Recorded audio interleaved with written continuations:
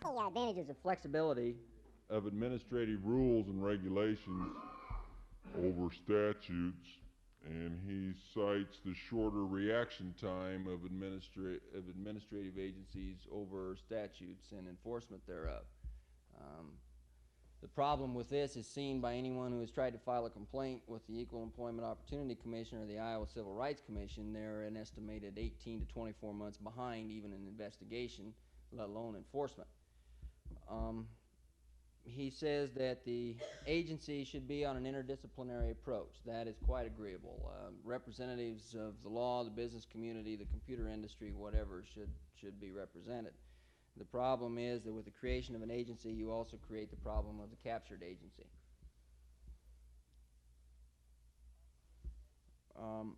Possibly the most important function of any type of administrative agency in terms of legislative response would be the statutory creation or the administrative creation of rules whereby the individual becomes the enforcer of those rules.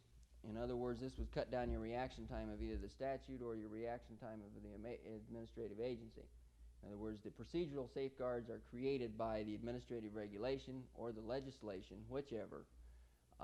These procedural safeguards are then implemented by the individual. The Fair Credit Reporting Act is an example of this. The problem is that it is a post-problem response. All the notifications to the individual come after either the information has been gathered and disseminated or else after the harm has already been done to the individual. In other words, education and dissemination of this information must be given a pre-problem approach to the individual. He must be given an idea of where this information is, who is about to get it, not who has gotten it, and how he can stop it if possible.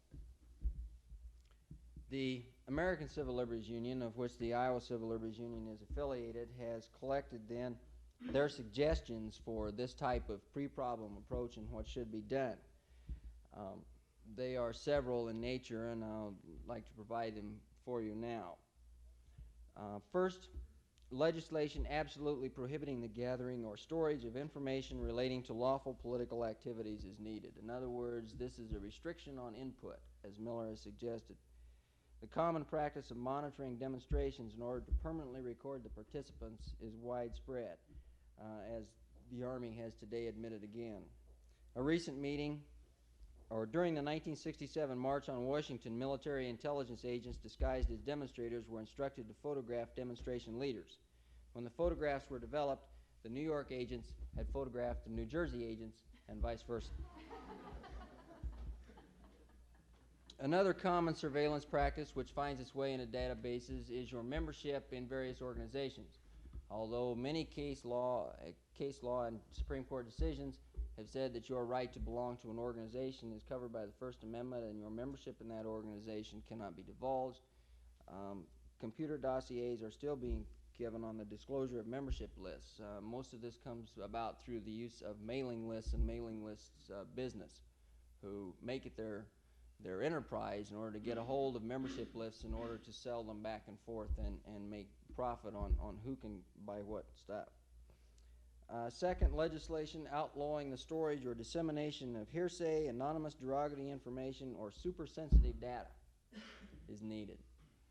The problem with this is computer data. The computer is not the real problem here. The problem is with the information gatherer who then stuffs the information into the computer. And further, the problem is that as a need for information develops, a need for that information is geared to whatever purpose. And consequently, data collected for one purpose is considered sensitive. Data collected for another purpose is not. Examples might be religious affiliation, psychological test results, sexual practices, whatever. If one were doing a computer study of the Kinsey nature and were therefore going to computerize and statistically study sexual responses of adults, that would probably be permissive, whereas if we were going to put that in a credit bureau report, it would probably be not. The question then is, for what purpose is the information sought, and how to gear your regulations and your procedural safeguards to the specific problem that has arisen by the correlation of the information to the data. Thirdly, legislation regulating the storage and dissemination of arrest records, for which Iowa thankfully already has. We must have a procedure analogous to economic bankruptcy process whereby an individual can gain a discharge from his past. In other words, the theory of redemption should be statutorily placed alongside the computer. And then in terms of your pre-problem notification as opposed to post-problem notification, it is argued and suggested that every person about whom personal data is being stored must be notified of that fact and must be permitted access. In other words, if information about you is contained in a database, you must be given information and notification that that information is being kept. Not notification that it has been disseminated, but merely that that information is being kept. Upon that notice, you then must be given the right to examine that information and correct that information, and also be given some indication as to where that information might go.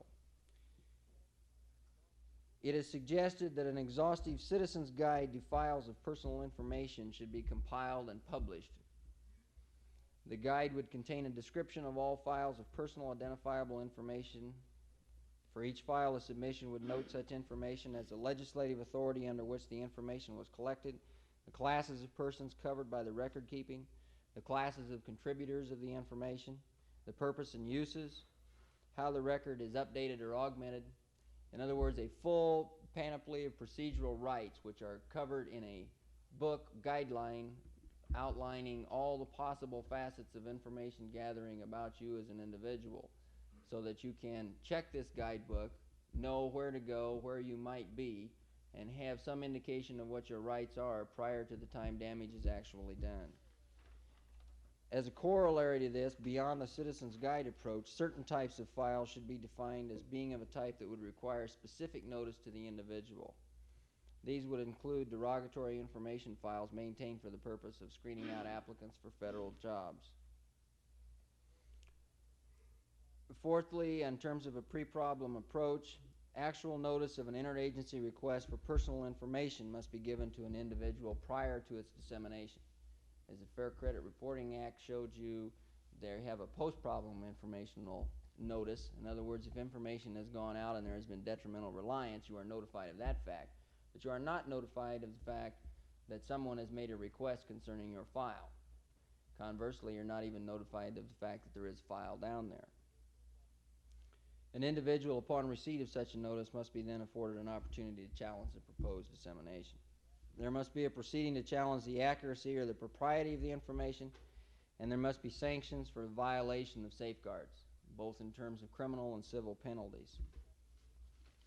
These recommendations then will possibly give you some kind of procedural safeguard in order to guarantee your substantive right to privacy. The problem in the area is that the substantive right, privacy, the right of the individual to be secure in his property, and the right of the individual to not be denied anything without due process of law, which would include accurate information, are all recognized as substantive rights. The problem is, in the computer age, with the distance that can be accomplished, the speedy retrieval, the procedural safeguards have not kept up with the computer, so that the substantive rights have been eliminated. As Justice Frankfurter said, the history of liberty is inextricably intertwined with the history of procedures.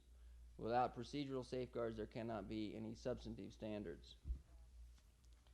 The problem then is not of trying to limit the computer and what it can do for society. The problem is trying to develop the procedural safeguards along with and contemporaneously with the advance of technology in the computer field.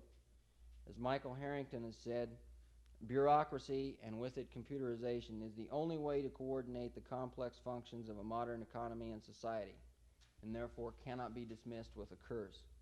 Yet it is also an enormous potential source of arbitrary impersonal power, which folds, bends, spindles, and mutilates individuals, but keeps IBM cards immaculate.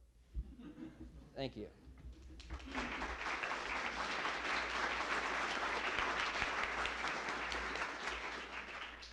I'd like to thank our speakers very much. Let's take a couple of minutes now. Dave, if you'll bring them the coffee and the cider, we'll serve that in the back of the room.